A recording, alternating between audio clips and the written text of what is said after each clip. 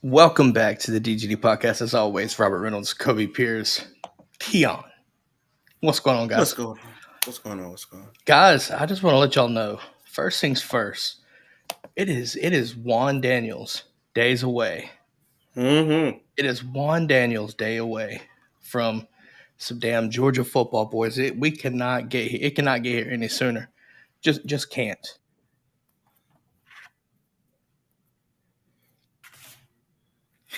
What's going on? What's going on, guys? Welcome back, Juan.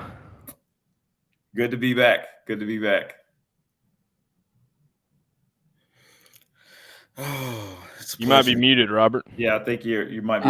I am most definitely muted. There we go. That's all right. Go ahead. Welcome. Howdy, guys. It's been a minute. We're going 4 wide tonight. I don't know how to feel about this. 2x2s over here. But no, got a lot to cover tonight, guys. There's a ton to cover. I'm pretty sure we heard Carson Beck as a starter. It's kind of interesting to hear ahead of the season for one. And then obviously second scrimmage happens Saturday, so we'll talk a little bit about that. But first things first, guys, we mentioned an announcement. If you were on our Twitter, you saw it. We're going to make the announcement now. First things first, boom. New co-host, making it official with the 4 wide. Keon, welcome to the squad. I appreciate it. This has been a long thought out commitment. I'm just glad y'all are welcoming me with open arms. Can't wait to put on the Power G. Let's go, dogs. I'm just glad you didn't toss our hat. That's as simple as that. What you really need to do, Keon, is get on to Rob, because I doubt he edited you in the graphic of Rob and the gang. I haven't done that yet. Not yet. Throw up Rob and the gang and let Keon see what he has to look forward to. Oh, 100%. 100%. Because Rob and the gang are back. Rob and the gang. Guys, Rob and the gang is back. You're right. You're 100% right. Look at me there with my raccoon hat. I'm looking good. I love it, David. Looking prestigious. I'm just going to let you know, Juan, how does it feel to be back, sir? It's good, man. It's good. I've been doing a lot of crazy work. Been on the Oregon Trail, which is good, and also just been over, just doing some fighting in the Coliseum. Fighting lions and stuff like that. So, oh my word, it's good to be back. Well, I'm glad you're back, man. It's been a minute. Like I said, coming off the milk carton. Yeah. we miss you over here. We miss you, man.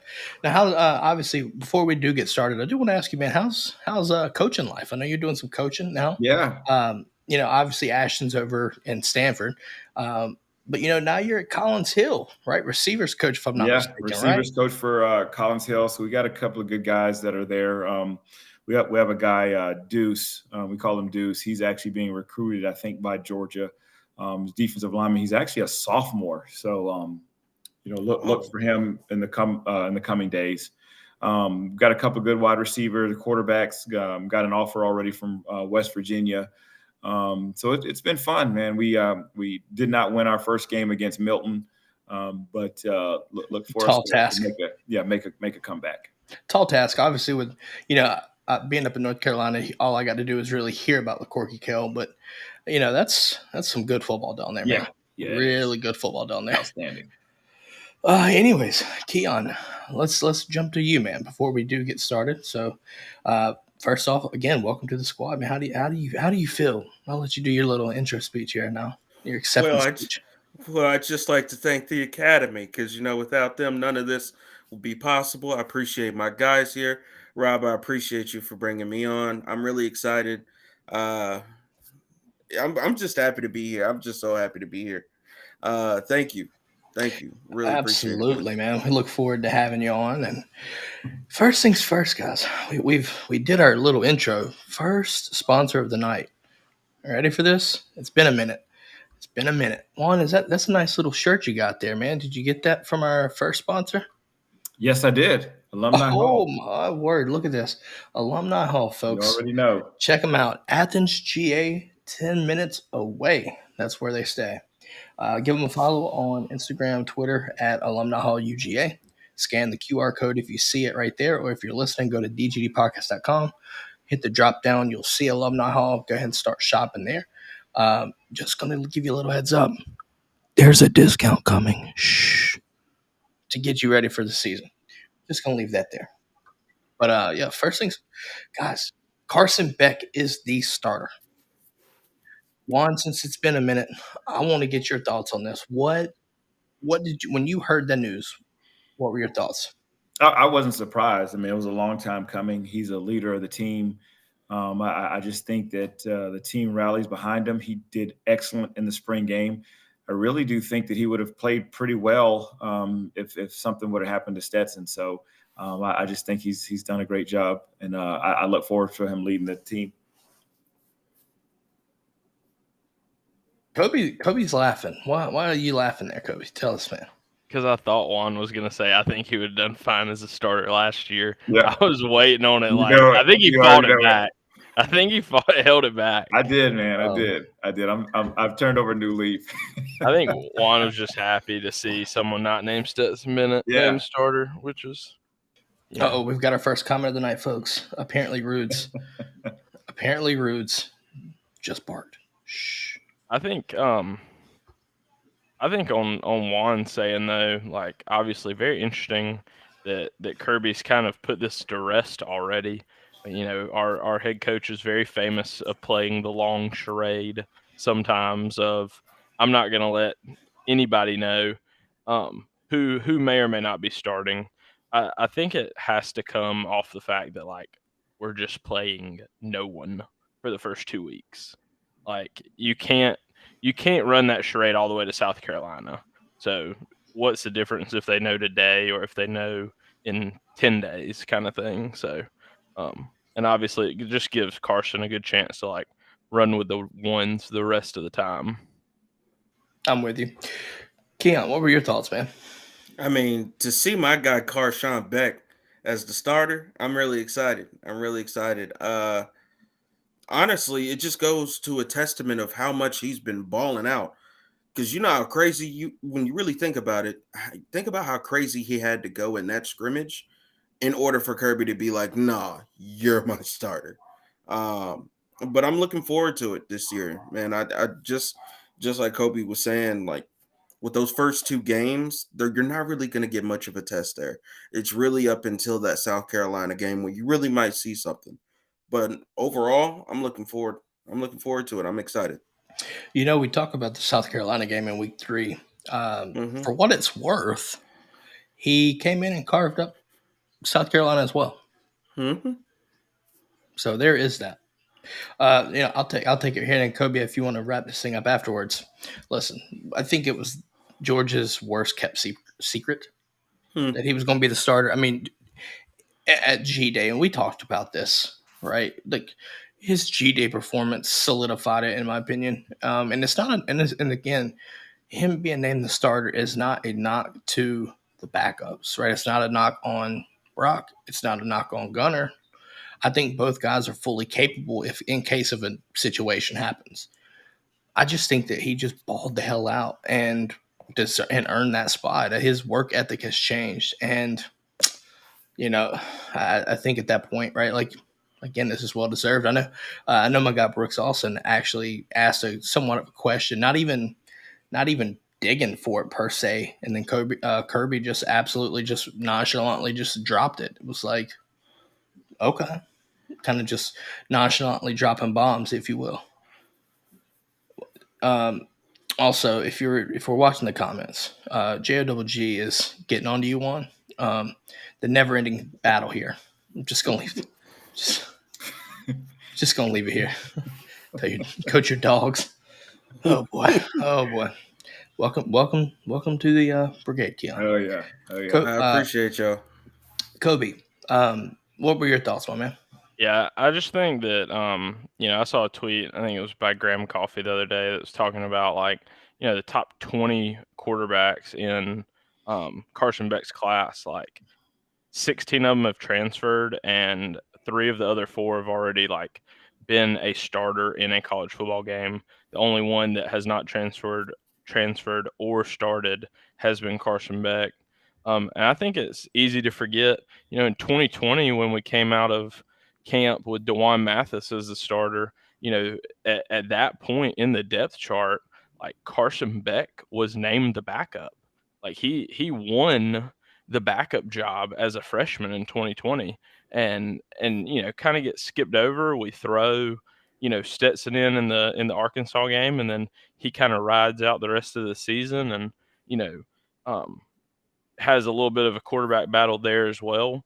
But Beck's been the real deal for a long time. I mean, just because you're the backup at the University of Georgia doesn't mean you're some scrub. We've had this conversation numerous amounts of times on the show that into our 2 and 3 deep. I mean, those are guys that are possibly starters, if not borderline all conference at other schools. So yeah, I see Bishop Don. I see Juan in the chat giving JW a hard time, saying Utah's the absolute worst. How about this, Juan? Don't you dare talk about Utah's quarterback. No, look, don't you dare talk about him. It's rude. Don't you dare talk about that quarterback like that. You take that back. Yeah. My man, rude. Side question: do we know if he's going to be healthy for game 1 for them? I've heard that there's a very uncertainty, might be even game time decision. The reason why we're bringing this up right now, folks, is there is a hat bet on the line for those that are not tuned in to a couple episodes ago. So there's some skin in the game dealing with JWG and Coach Kirby down there. I'm just gonna leave that there. That's why we're talking about that.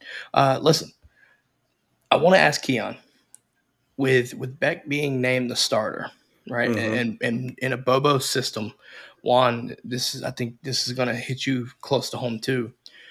I expect this offense to be extremely vertical. Mm-hmm. What are y'all's thoughts on that? I know you don't have the mobility that Stetson did, right? But you don't expect that.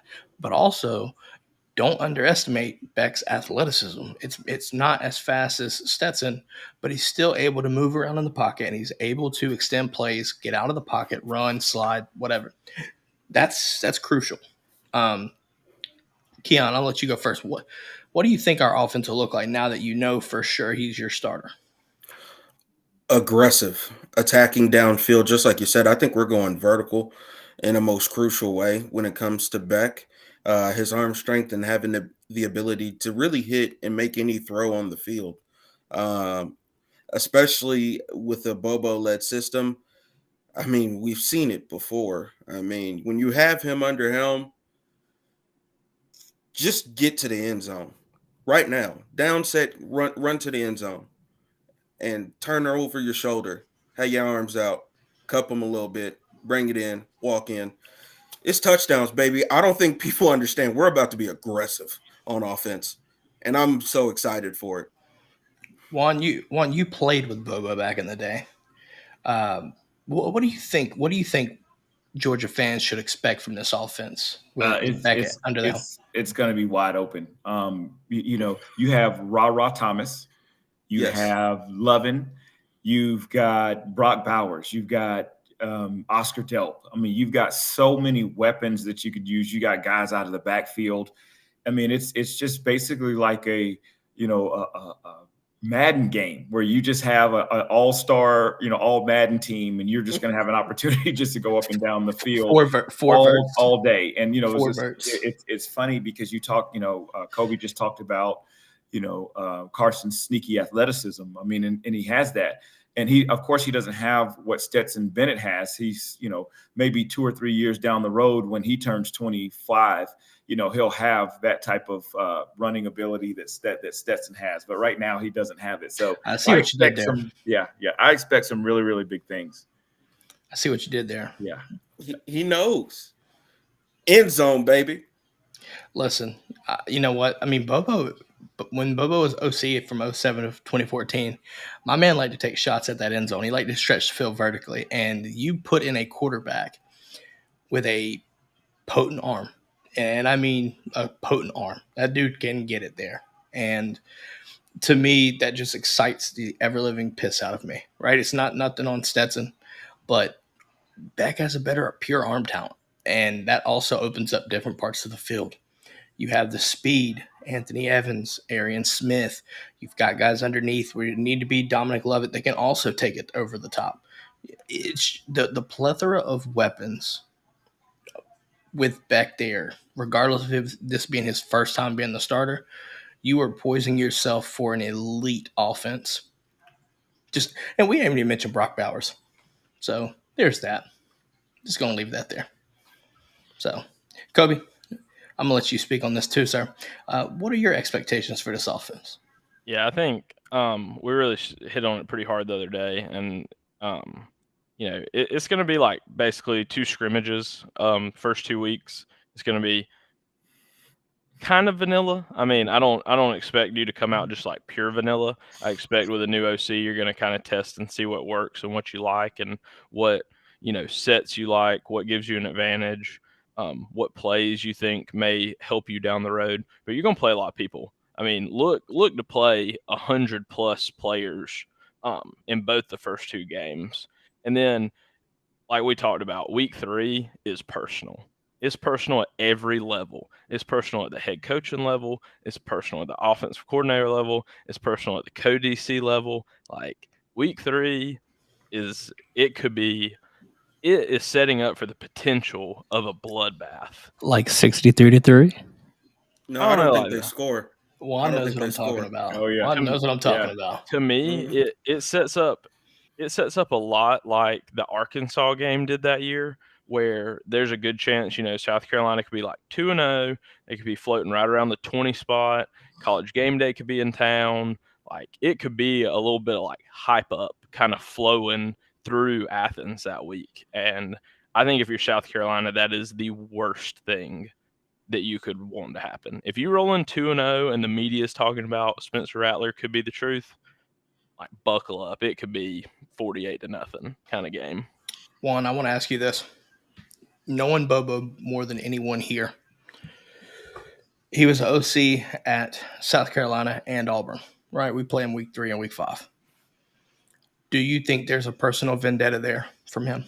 I think it's a personal vendetta from him and Muschamp. Muschamp was at both of them as well. I mean, he was at head coach for South Carolina. He was also the DC at one point in time for Auburn. So you can best believe they have those games right there circled. But for South Carolina to come in, it's just going to be hell on wheels.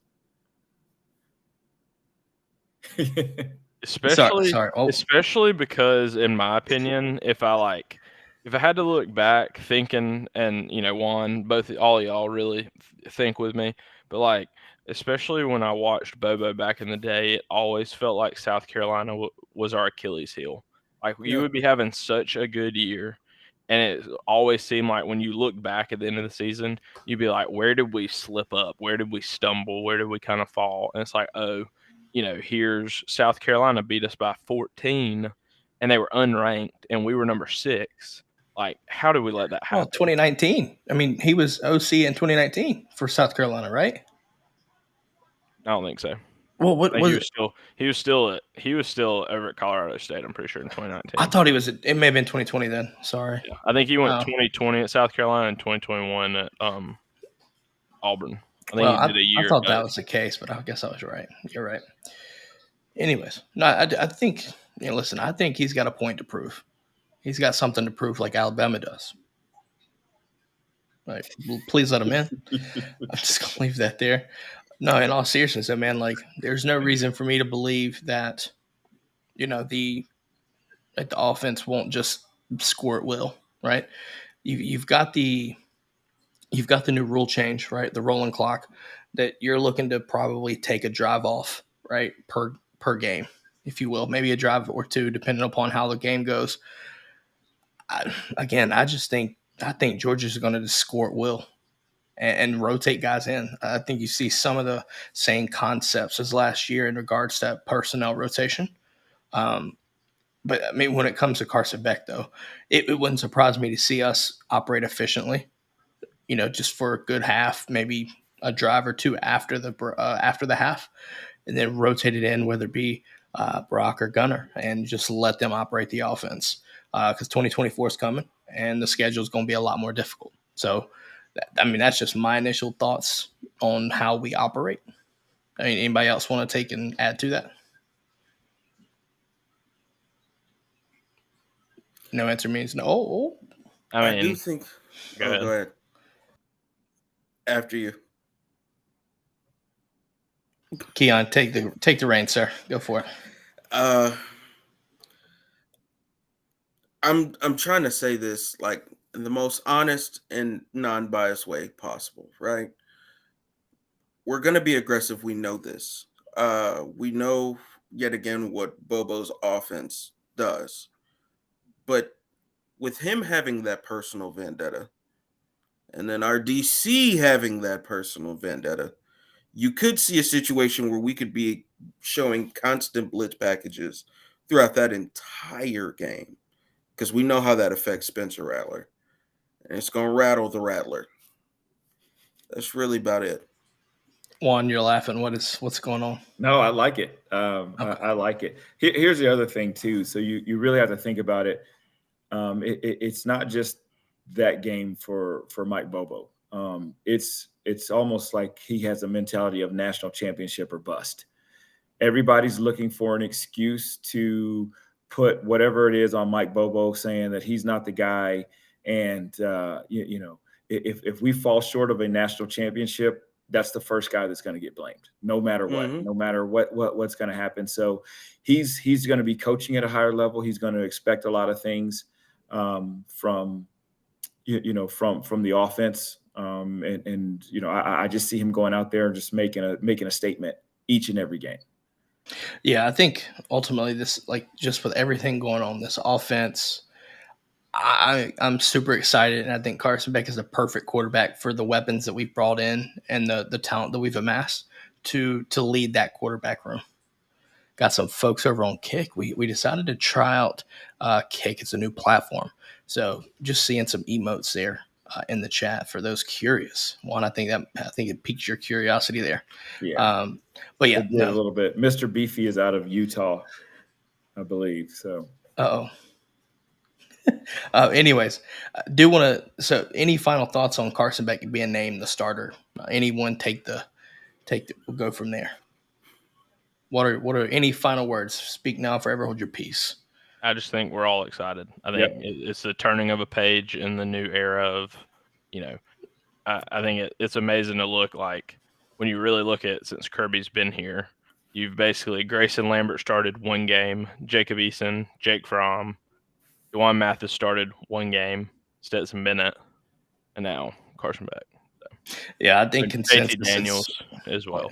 Oh, Don't want yeah. to forget him too. I think consensus feeling is right. We're feeling pretty confident with where we are. Right, it's still some questions there. I think you look at Auburn being the first true test road game. You could look at South Carolina being a first conference game matchup or whatever. But at the same time, I think the talent around him, he'll operate the offense to a point where I don't see it being too much of a problem. Right, that's just my thoughts. With that being said, let's talk about our second sponsor of the night, and that's Apotheos. Goodness gracious, JWG needs it every morning. I do as well. Best coffee in the business, folks, and they're right up in Kennesaw. So get them, go follow them. Apotheos Roastery on Instagram, Apotheos Coffee on Twitter. Scan the QR code to go shop coffee. Or if you're listening, dgdpodcast.com, shop drop down, click Apotheos. Hey, they are the official coffee and cold brew partners of the Classic City Collective. And if you use that QR code or you go to our website and drop down and use that drop down link, 20% of every single bag or thing of K-Cups that you get, 20% goes to the Classic City Collective. So make sure you scan that QR code, go to our website, check it out, and shop some Apotheos. Folks, I'm telling you right now, that Classic City Collective blend, chef's kiss. Absolutely delicious. Kobe loves it. Juan's not a coffee drinker, but I guarantee he'd drink Apotheos if he could. Yeah, I may have to try it. You say they have the K cups, right? I may have to. They do. Yeah. They do. That's kind of somewhat more recent. I know Kobe and the JOGG down there has had their K cup fix. He can probably tell you more about it more than I. I'm a whole bean guy. So, but enough about. It's just like a K cup. You just throw it in, slap it on, let it roll. Yeah. See, there you go, Juan. There you go. See, apparently JOWG says that coffee makes my personality shine in the morning. I drink too. If that's what you call shining, I'm sorry to hear that. I'm just gonna leave it there. Is this what it is? I don't know. Are we back to this? Are we back? There we go. Wait a second. Are we back? Make one laugh again. Absolutely. The One Fans Club. The One. You don't be on here laughing? Oh, wow. I be cracking up. My God. I try to be mature. And no, there's no such thing. It's called not being elite. The brigade doesn't want me to be great. That's all it is. Juan, you should have been here when Coach Kobe down there decided to tell everyone. Yeah, we met Helen Keller. Helen Keller is Florida's quarterback, by the way. Just gonna leave that. All right, guys. First things first. None of the water boys are safe. All right, back to business. Second scrimmage, Saturday. First scrimmage was kind of a defense dominating the day, and it sounded like the offense had their way Saturday. Keon, I'm gonna let you start off with this, and I'm gonna go. Someone in the DF Dub had themselves a day, and I want to let you inform the folks what happened there. Andrew Paul mowing shit over, man. I'm just excited. Just a hometown kid. Y'all better look out for him. He's a big man moving downhill real fast. Y'all gonna want to watch. Y'all might want to get out the way. I'm excited for him. I mean, for what it's worth, right out of our running back room might be one of our question spots right now just due to injuries and depth concerns. But the fact that he had the day that he had there, I think it was like a 40-yard touchdown pass, I think it was. And then like just some long runs as well. To me, I know we talked about the offense with Carson Beck as a quarterback just recently, but at the same time, when you look at the running back room, that's going to help Carson Beck out a lot, especially if you're able to run, right? You got to be able to run the football in the SEC. But if you have the ability to find out of the backfield, we don't have a Kenny McIntosh. We don't have a DeAndre Swift type. When you look at what he's able to do, if he's fully healthy and good to go, there's a potential, right? There's your potential X factor at running back out of the backfield. And if that happens, then you start to look at a very complete offense. It's just my thoughts. I mean, Kobe, what do you think? Yeah, I think the other thing is that there was such good talk coming out of camp last year about him that so many people were so excited. He was getting so many good reps. He was looking better than Branson. He may even look like one of the best 2 running backs on the whole team. And then, unfortunately, tears an ACL. I think it's really nice to hear that he's healthy. He's running well. He's, doing things well, having success. You just always worry how long it takes to recover from an ACL, especially as a running back. It takes people, that whole year to recover, but then sometimes it takes them that second year to get back to being themselves. So, I'm excited. I think we all saw the year Branson kind of had last year, and to think that Andrew Paul was looking better than that, just would kind of, bring some excitement, especially the little bit of just like here and there injuries Kendall Milton's had to deal with. Hoping he's going to be on his way to being healthy by week 1. But, like we know, there's never too many good running backs in a room at some point. I see Roots talking about the running backs Milton, Robinson, Edwards, and one other name that may be surprising to folks, but if you've been tuned in and listening to our show, this would not surprise you, but Cash Money Jones, baby. Cash Jones holding it down from the 99 to the 2000s. Listen, there it is. You got him. So we saved it for the right conversation because Juan Daniels needed to hear that. Yeah, see, exactly. Now, in all seriousness, though, man, like when you look at, right, we knew Andrew Paul prior to last season before the ACL injury, right? There was a lot of hype over him over Branson, and that's important to know. So if he's back fully healthy, you're going to see Cash Jones get some run too, right? I think you will. And how much that'll be the determining factor. We don't know, but I do see him getting some run, and I think it's going to be some production. And I ain't going to make this much of a hot take, but if we have the season that we expect to have and he gets some good running, I mean, is there a chance you see him maybe go undrafted if he decides to test his limits? I don't know about that, but you never know. Never say never. Who are you talking about? Andrew Paul? No, Cash. Sorry.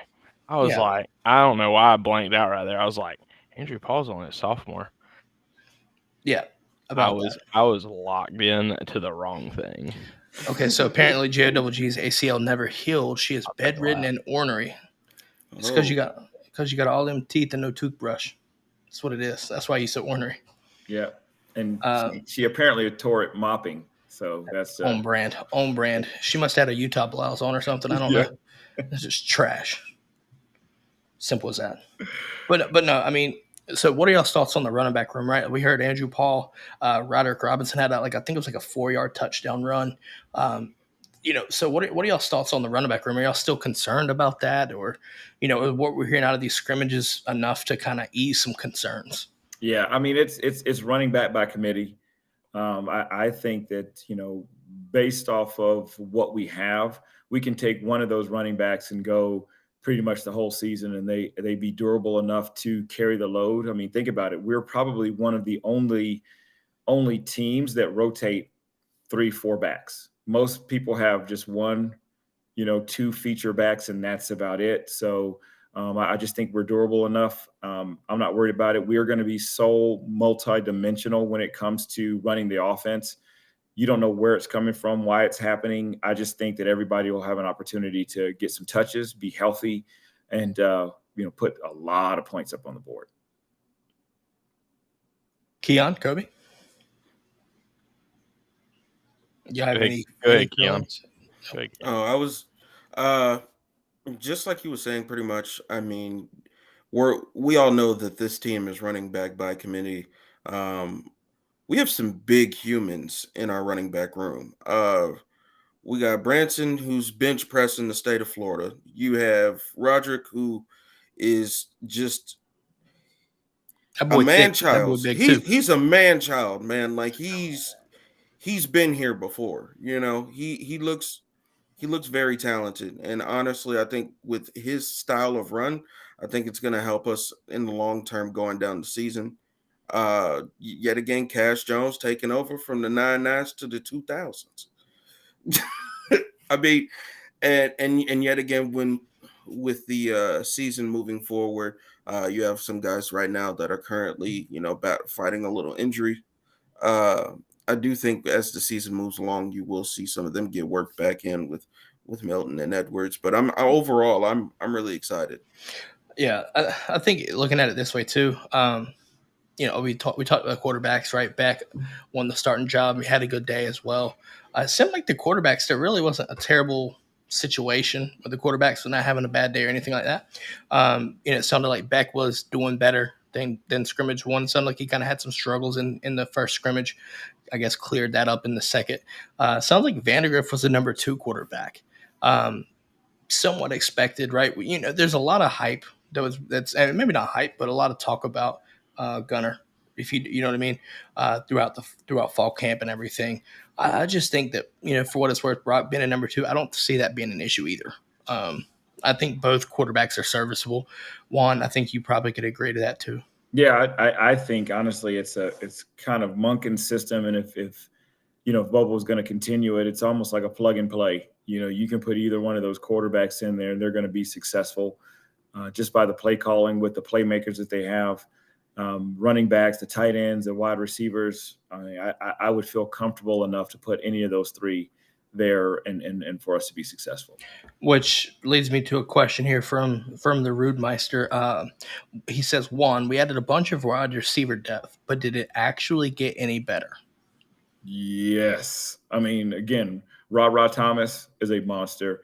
If we look, just think about to what Lovin did to us, we played him, and he absolutely ran up and down the field on us. So we've got some dogs. And I really feel like this may be one of the first years that they're going to play a little bit more than most, right? I mean, I never really saw Jermaine Burton as being a game changer. We have a lot of guys that weren't really just game changers. These guys are going to be absolute game changers. And it's going to be hard to keep them off the field. I think watching last season kind of like, you saw, like you said, Lovett, right? Lovett went off on us, and then actually against I said Lovin, my bad, like McLovin.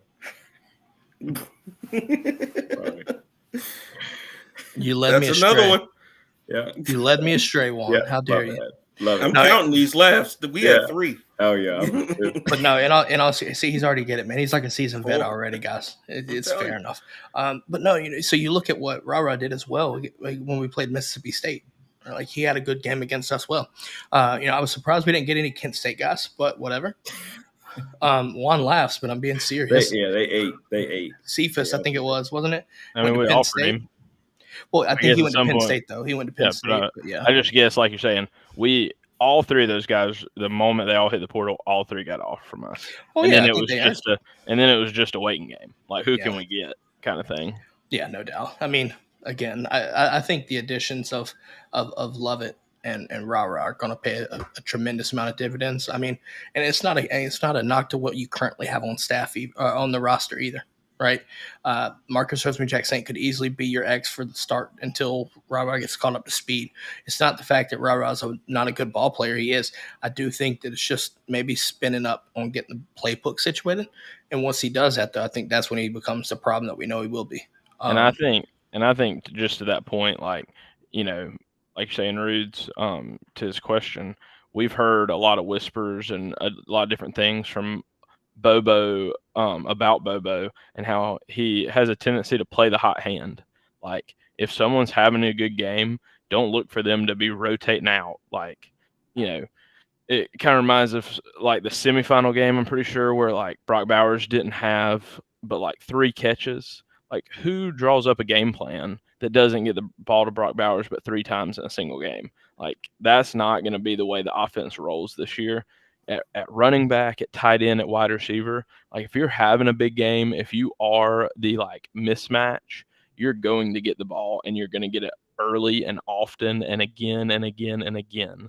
I'm expecting a couple of these receivers to have like 10 reception games, not where we have like, everybody has 3.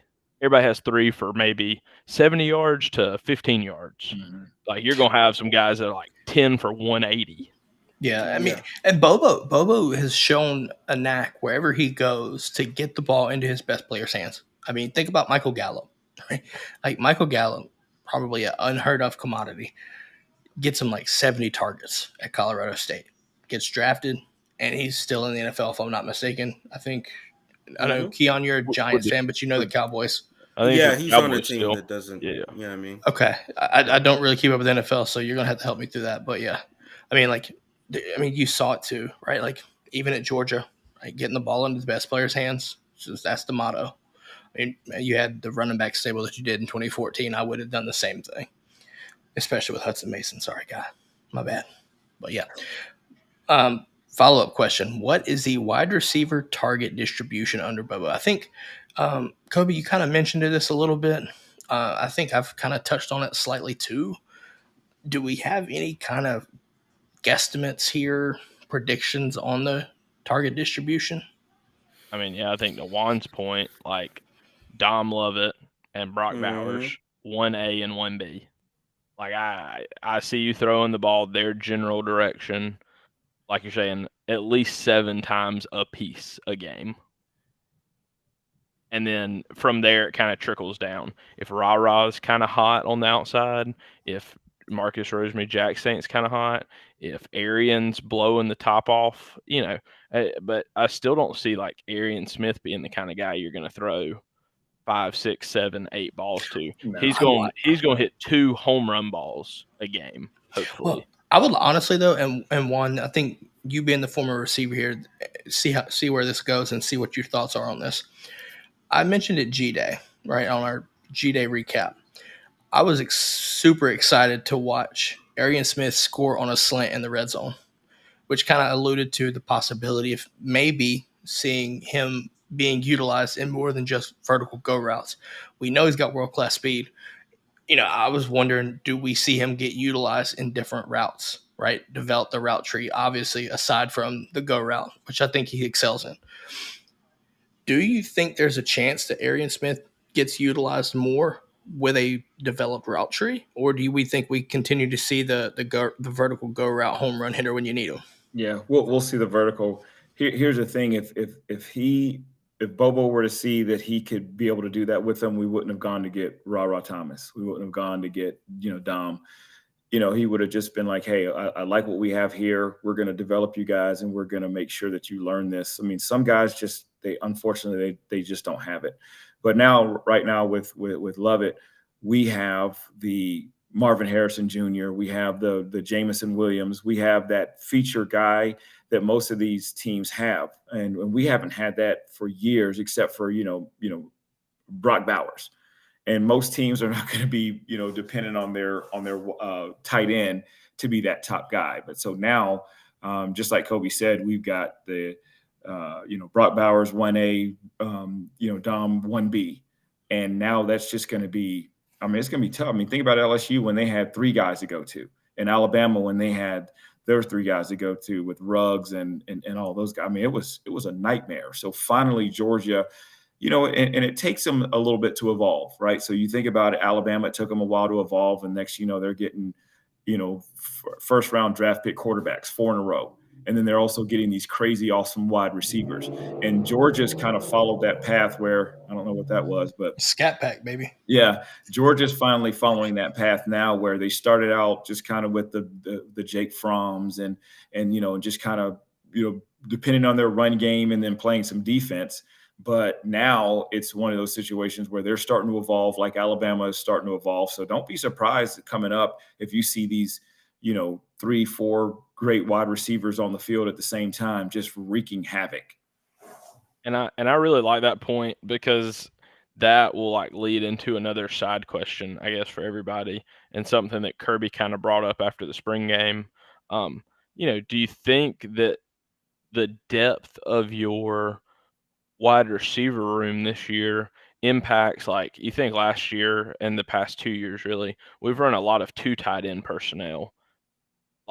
Do you see you kind of push away from that, run 1 tight end and line the rest up at receiver, because you just have that many good options at receiver that, are you really going to run Oscar Delp out there over Ra Thomas consistently? Now you may, depending on what you need and what look you want to show, but more times than not, who do you think this year is going to give you a more winnable matchup? Just be interesting to see kind of how they think. And historically, Bobo has not been a 13 personnel guy. I mean, he's just not. It's Yeah. that's just something that was very unique from Monken. That's something that's kind of like West Coast-ish. You think about Stanford back in the day, they have the 3 tight ends. You think about, Wisconsin or even Ohio State. Even Ohio State, when they played in the semis against Clemson, I mean, they ran a lot of 3 tight end sets. I just don't see that being Bobo's thing. I mean, I think he'll just slightly phase it out, but not enough where it's going to make a big, huge deal. And people are going to be like, what happened to where we were before? But I just see Bobo, slowly getting away from that 13 personnel. So I see Rude's. We'll finish up this last little quick question here and then kind of move our way over to the defense. But Rude says he thinks the fact that we lost Darnell affects us not running 12 personnel as much, more so than just the receivers. I think for me, you're still going to see 12 personnel a decent amount. The rotation of receivers is pretty deep, so yes, you're going to see that. I just think when you have Brock Bowers, obviously Brock Bowers stays on the field, but Oscar Delp, I think, is put on the needed weight, good weight, to be able to sustain an inline tight end if you absolutely so choose. You're not going to put Brock Bowers on the end of the line with how diverse and how just talented that man is. But you have the ability with Delp to do both, legitimately do both now. He's definitely taken the role of being an inline blocker, but we saw last year his ability to be a receiving threat. And I don't know what the personnel looks like. I do think we'd probably see a little bit less than last year for sure. I still think you see it a decent amount. And again, Oscar Delp is a legitimate threat there. Juan, you laughed again. What were you laughing at this time? Kobe just asked to bring back the fullback, and I just said fullbacks are trash. Hey, take that back. I ran triple option. Take that back, damn it. Fullbacks are garbage. Roderick Robinson at fullback blocking for Branson. God, wishful thinking here, man. Yeah. It's a way to get personnel on the field. Well, speaking of Brock Bowers, go ahead. did y'all hear about him trucking Javon Buller? Yeah. Yeah, that was painful to read. Juan, read what I got right here. How does that make you feel? If I had to get trucked, though, a future top 10 pick, top 5 pick. Probably gonna hurt the worst out of anybody else you could pick. I don't know. That time what Darnell did to poor Dan Jackson that one time was my word. That was one. Poor little Timmy moment right there. Shout out Coach Hayes. Yeah. Juan, your geriatricity, man, is. He's out of practice. He's out of practice. He'll be back. Stone cold. Stone Cold Juan Daniels. Hold on a second. Hold on a second. Yeah. Joel, what would possess you to even say that BYU is running 13%? I think BYU could run 13 players out on the field and still lose, let alone 13 personnel. 13 personnel. Yeah. Yeah. I mean, why are we talking about anything Utah related right now? They don't don't know. deserve the time of day. I would think that she would be banned from the brigade, but that's just me. Jesus Christ, man. Yeah, and all seriousness, she's got one more chance Thursday. Sorry, Keon. I mean, this is just. I know it's tough, man. Well, this is what happens when you bring Juan Daniels back on the show for first time in what feels like forever. You get a rowdy JOG. To be fair, we signed you up for this before you really knew what you signed up for. Yeah. Bait and switch. Couple Helen Keller jokes, and he was like, "These guys are cool." That's kind of what. Yeah. The proof is in the pudding. Yeah. Only don't say that too much because I guarantee you, JOG likes tapioca. Let's talk defense. All right. Let's That's talk terrible. defense. I guarantee you, I bet it's real though. All right, moving on to defense, folks. Moving on to defense. Obviously, I think you look at the linebacker situation, Pop, Sorry, while Mondon is tending to himself and getting back to where he needs to be, that sounds like that's probably going to be your linebacker duo. Juan, what are your thoughts on Sorry, obviously being kind of somewhat kind of a resurgent name, if you will. Obviously, Pop, I feel like we see is pretty consistent, pretty constant. What are your thoughts on that combo? One of the things that Georgia's now been known for, I mean, heck, they are tight end U, RBU, and definitely linebacker U. So, you've got those guys, and they're right there behind an unbelievable front. If they have an opportunity to go around running free, they're just going to be knocking people up and down the field.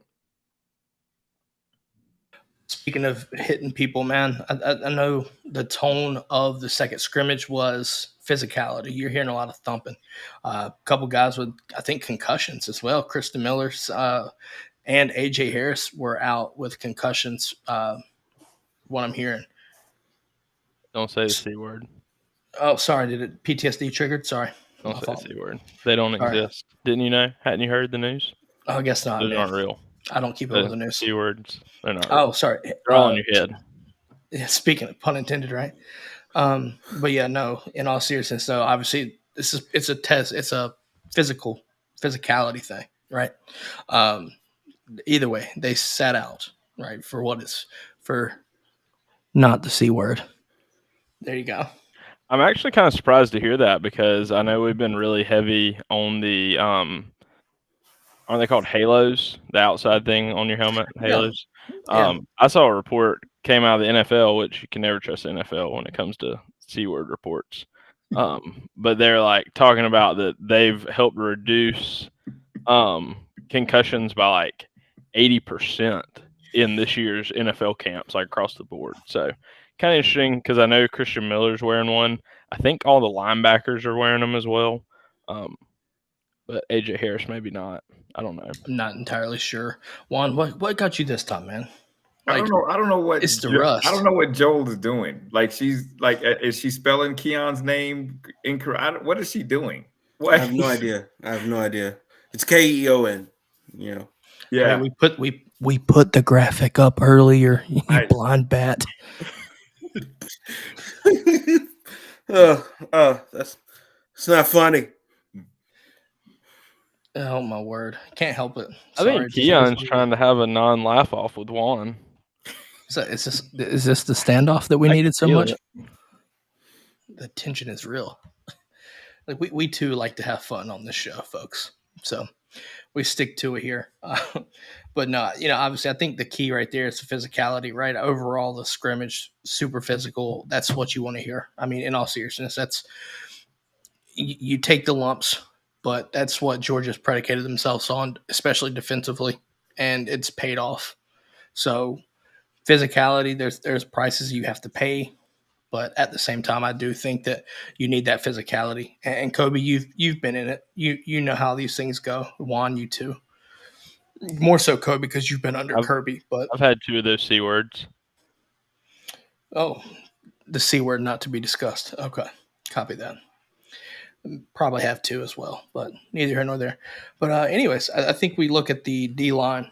Let's talk D-line. Anyone that stood out to you, Keon, over the weekend? I'm still looking at the edge play. Me personally, I'm just excited to see how it pans out, man. I got a lot of high hopes for Damon moving forward.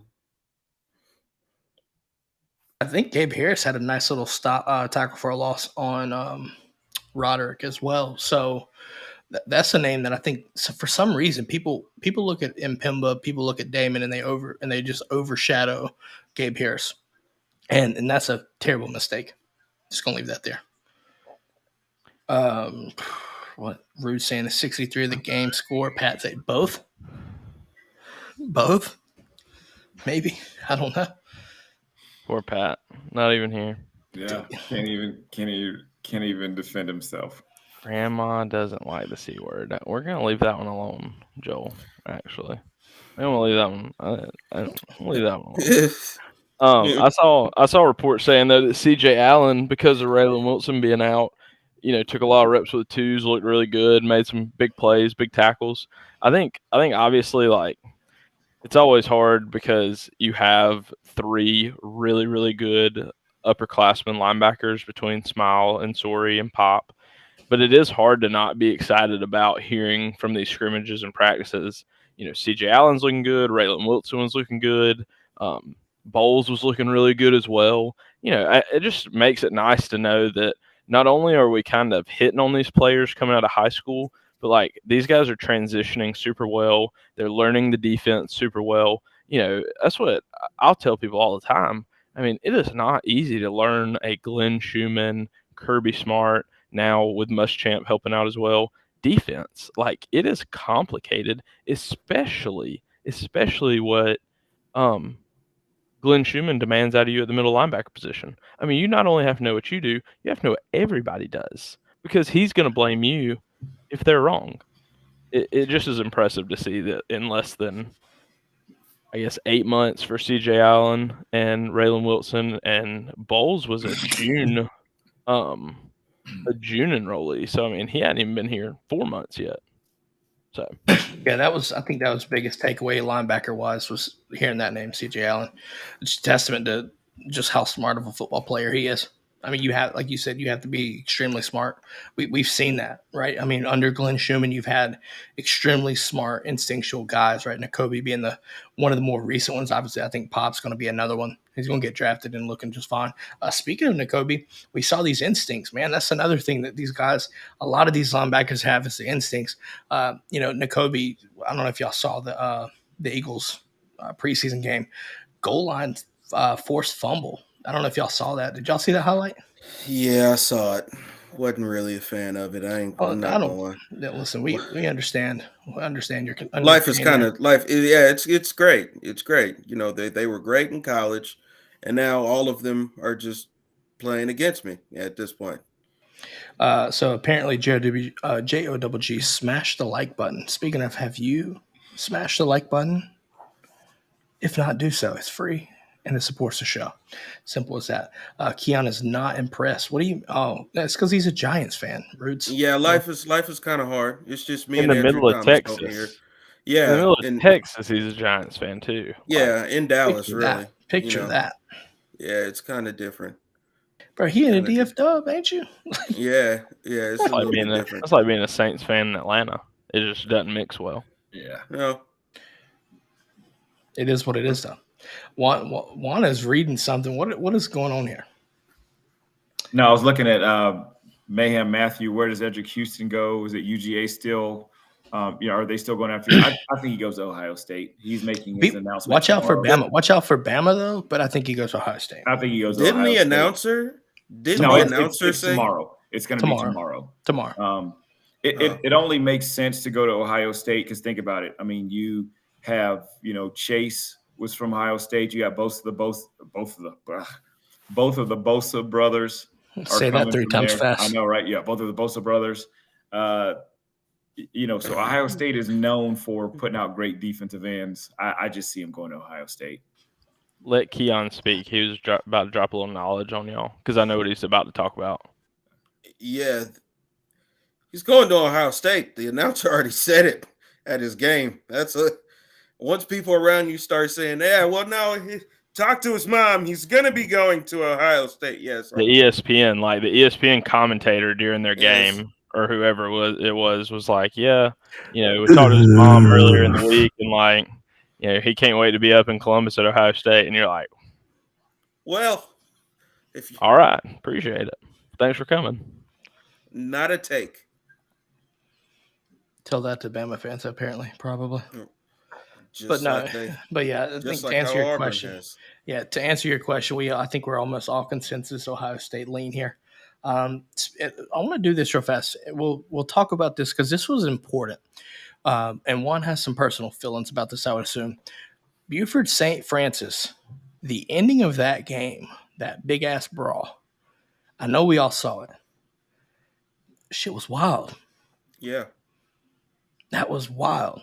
But at the same time, I'm not gonna leave this Buford talk without talking about Dylan Raiola. Damn it, man was slinging it, even if he was having to move for his life a lot of the night.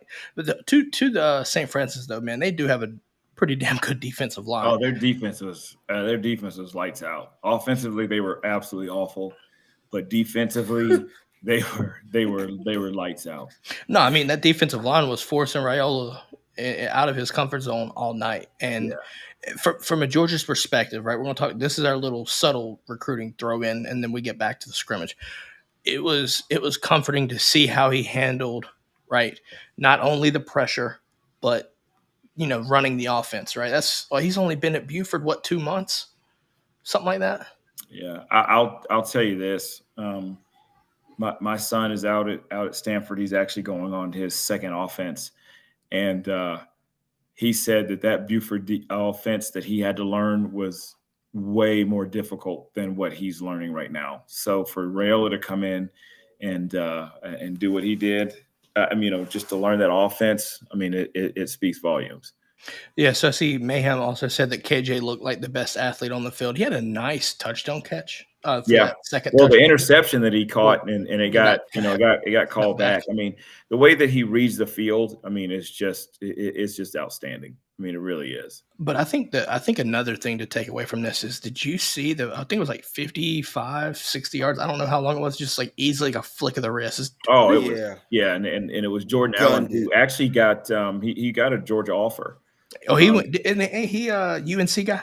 Yeah, no. He reminds you of Josh Downs from UNC. Oh, that's right. Okay, but sorry. He's I want to say he may be a Georgia guy. If Georgia gets him, puts him in the slot and lets him go to work, he's going to be like your next, the Edelman, that you small, quick guy that just absolutely just goes to work. I know. We talked about Raiola, but I cannot wait to see the Raiola to Nikar, because after that touchdown catch that Nikar did and had, that was nasty. That made any touchdown you had look obsolete, fam. It really did. That shit was. I don't know if you've seen it, Juan, but if you haven't, I will send it to you. That shit was nasty. Do y'all remember, right? Nikar and everybody in Colquitt County played defending state champion from South Carolina. Was that them? Dutch Fort, yeah. Dutch Fort. That national ranked team. Yeah, I was about to say. Yeah, national ranked team. So let's do this. We've already talked a lot about this recruiting. Let's stick to it. I think we can do this for a second.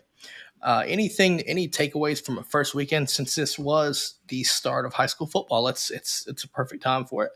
Any takeaways that y'all saw over the weekend? Anything that stood out to y'all? All of the running backs. Dwight Phillips is faster than lightning. I gotta say, Justin Williams, I'm as a Texas native myself, I can't wait to get down to the San Antonio area so I could check that out. Go out there to Conroe, because him and Joseph Jonah-Jonier, it's a crazy matchup. I think this is gonna be a great season for him. Kobe, you got anything, Juan? Anyone? I know I've got one. I'm telling you right now, if that's the case, folks, there's a kid, the 2025 cycle. I watched him play Mount Tabor Friday. And y'all know him. I've talked about him all the time. Bryce Davis. He went the fuck off. Absolutely went the fuck off. Let me see the stat line here. 11 tackles, 2.5 sacks, a forced fumble, and a pick in the first game. Damn. That's crazy. And it was just insane. Like, listen. This is one player? One player did that. Yeah. That's one player stat line. I think another thing, though, too, and ironically, if you're not familiar with him, Fringe 5-star, Grimsley absolutely loaded. Grimsley Mount Tabor was a top 10 matchup for the state 4A, right? That's our highest. North Carolina is 4A. That's his highest. I know Georgia and Texas. I get it, guys. Don't leave me alone. But they handle Mount Tabor. There was another guy there as well, Shamarius Peterkin. That dude had a 69-yard touchdown catch, and it was beautiful. Kind of mossed one of the Grimsley DBs, and it was nice. That was about the only thing they had, though. Grimsley won 30-7. And it's a testament to that defense. That Bryce and Andre Hill, I'm going to give a shout-out to both of them. Those boys were eating. But yeah, Bryce was obviously the player of the game for what it's worth, in my opinion, especially on the defense. They just suffocated Mount Tabor's offense. But yeah, when you have 11 tackles, 2.5 sacks, a forced fumble, and a pick, it tells me you balling the fuck out. I mean, he got an LSU offer, got a Missouri offer, and got a Georgia Tech offer since Friday. And I think he's at 30 offers now. Wow. So, yeah. Speaking of Mizzou, I know we all saw Williams Noweri come out in Oklahoma gear for his first scrimmage or game or whatever. Don't get them guys' hopes up, man. Don't do that. It's always fun to stir the pot. I mean, Kobe, did you do that? Juan, did you do that? Did you do that to Auburn back in the day? Brother, nobody gives two shit show me what your the tat? long snapper runs out in. Nobody from 247 sitting there videoing me going, "Oh my god, he's got on Troy gear." Go Trojans. That's what I'm saying. Oh, my word. No, in all seriousness, man. You know what, though? We talk about, listen, it is Juan Daniels days away from Georgia football, but it was nice to get into some sort of, football, man. High school football, for what it's worth. I'm just saying. Juan is just not elite in it. Kobe. Keon, yeah. I'm going to leave you out of this just because you're a newbie in regards to being a co-host, but me and Kobe's seen this before, and Juan is off tonight. I'm like punch drunk, but I mean, Joel, that was just completely that was a low blow. That was a low blow. Oh, but she ain't never in the chat either, though. Keep it up. I haven't seen Grandma in like 3 weeks, so I don't know why she's talking to anybody. Yeah. Oh boy. Any final thoughts on the scrimmage, guys? Anything we want to talk about before we wrap this thing up? If you see Janelle in the start position and he starts creeping up to the line of scrimmage, if you're the quarterback, you better pray before you hike that ball or before you catch that ball, because it's gonna get bad. Screen game about to get blown up. I think the other thing is just excited about that we got the second scrimmage out of the way. Now really kind of focusing on Juan Daniels days away, but health. Getting these guys back healthy. Summer in camp always beats you down, kind of breaks you down. Really would love to carry as many healthy guys into week 1 as possible, because it's all downhill after there. Week 1 is as good as you're going to feel all season. And then at that point, it's balancing injuries versus hurts. And, are you injured or are you just hurting kind of thing? So obviously, right, we had the second scrimmage. From y'all's perspective, what happens now? Is it just more install? Is it? Obviously you're still going to practice, but you literally just take from the scrimmage. And now you just turn it to the season, right? UT Martin and everything. What do you do? What's the concept there? I was actually talking about this the other day. UT Martin install probably will start on this Thursday. You'll go Monday practice, Thursday, Monday practice, Friday, Tuesday practice, Saturday, off Sunday, Tuesday practice, Tuesday practice Monday, Wednesday practice Tuesday, and then you'll go Thursday, Wednesday, and then Friday will be a walkthrough. That'll be what your schedule looks like. Juan, do you want to practice in that 100-degree heat? I hear it's getting to be more of a scorcher. Well, the good thing is you can practice indoors. So when I was there, we didn't have an indoor facility, so we suffered in the outside. I'm surprised they had a football stadium. Yeah, we were just in a pasture. We were just in a pasture back in cow the day. patties. Patties legitimately saved you from a broken bone. Yeah. Yeah, we would have to, dodge trains going through, during practice and stuff like that. Steam locomotives. Buffalo, the original Purdue Boilermaker. Yeah. Oh yeah. Yeah, we had to.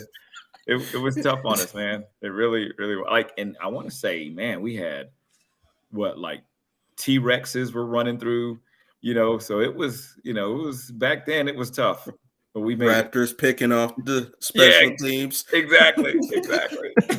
Stegosaurus somehow Yeah, come out of nowhere. You're like, where's this guy coming from? Manning down the middle. Yeah. We were creating stuff from actual like atoms. We would just grab them out of the sky. The raptor comes down and takes the punter. Yeah. Oh yeah. We hit the trail for real. That's the real trail, not the recruiting trail. The real trail. Not the special teamer. Not a special teamer. Oh, guys. Yeah. Listen, make sure to like and subscribe. If you're still here listening to our antics, we applaud you. It's not easy. Yeah. It's not easy. My bad, Kobe. I ain't mean to strike a nerve with the special teamer. That's it. We're done. Cut the show. Yeah. Done before it starts. Killing punters. It's time to roll. Yeah.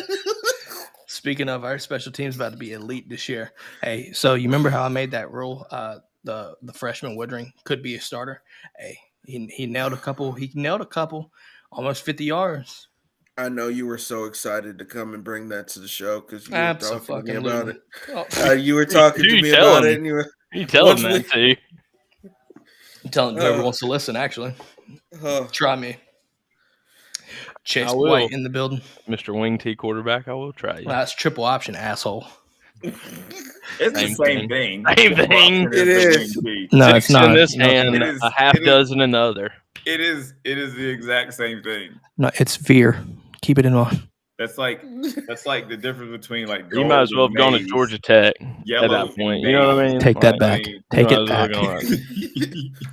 Take it back, special teamer. Take it back. Yellow Welcome Paul Johnson to the show, everyone above us. Don't do this. You stop right now. Robert is the D Dallas of the group. At least I've been here. Oh man. If anybody needs me, they can call on me. All right, they should call me Tyrone. Call you Tyrone. Call him. Make it feel good. Juan was a guest on a show, and I was just hitting up. All you have to do is just Monsters Ball. Oh yeah. God. That was tough. Make it feel good. That was tough. Y'all had to been there. I caught one, and what was his name? I forgot him, man. I feel bad. He was Vanderbilt. He actually played at Vanderbilt. Yeah, Boo Mitchell. Yes. And Juan was on his show, and I hopped in the chat, and I made him lose it. Man, it was funny. It was classic. Now, y'all talk about making Juan elite. He was not elite that night. No, because y'all don't want me to be elite, man. That's what I hate. I hate it. For what it's worth, Juan, we do want you to be elite. I wish I felt that way. You're still top 10. You know what? I don't receiving yards. You know what? I don't want you to be elite at, Juan. What's that? And it's coming up on Wednesday. Oh. But Juan's championship, reigning champion, is on the line starting Wednesday. Them pick'ems are coming back. Pick'ems are back. Guys, we revamped.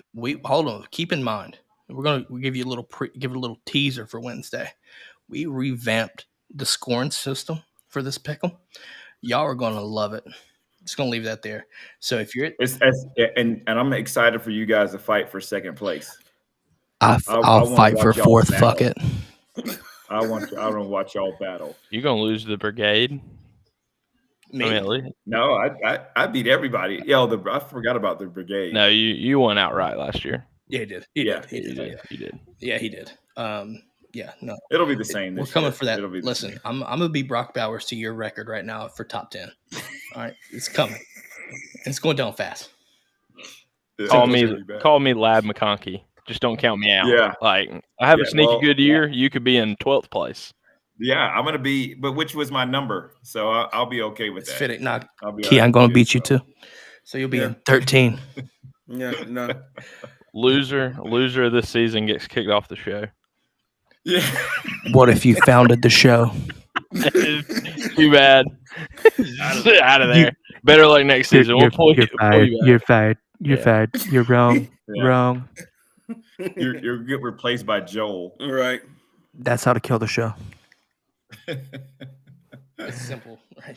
Let's just leave it there, guys. That's all we've got. Keon, as always, man, welcome to the squad again. I appreciate you for having me. Looking forward to having you on through the season. You came right at the right time, man. It is business is about to pick up on here, so there is that. Give it to him, Keon. Let's get out of here. Oh, you haven't heard the slogan? No, he hasn't. This is how we end the show now. You haven't heard the slogan, right? No. Yeah, you haven't heard it. All right. So what I do is I sit up and I look right into the camera and I say, your team's just trash and you have to deal with that. End it. That's it. That's how the money happens. That's how we do it. You shoot the gun, wink, then it's over with. I'm a fan of that. I'm a huge fan of that. No, the shirts are coming soon. Coming soon. You have to deal with Joe be spitting lies right now. Look down in the chat, folks, saying that the show will thrive. Bro, we ain't got no monies. Yeah, where's our money, man? Right. On her nails. Hey, where's our money, nails? Hey, sponsorships. Find us. No, it ain't that boy embezzlement for real. No, it's Joe. Downright dirty shit, like John Ruiz. Oh. Then she spent half our money on Swolders. She in Miami. Nah, she in Utah. Trash ass place. With that being said, folks, that's all we got. Catch y'all Wednesday.